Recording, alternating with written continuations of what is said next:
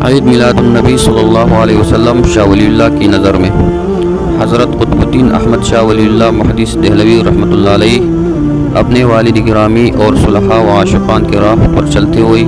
میلاد النبی صلی اللہ علیہ وسلم کی محافل میں شریک ہوتے تھے۔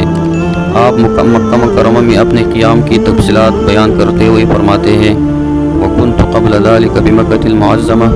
فِي مَوْلِدِ النَّبِي صلی اللہ علیہ وسلم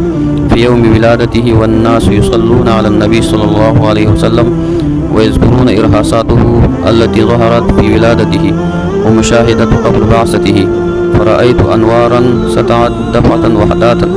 لا أقول إني أدركتها ببصر الجسد ولا أقول أدركتها ببصر الروح فقط،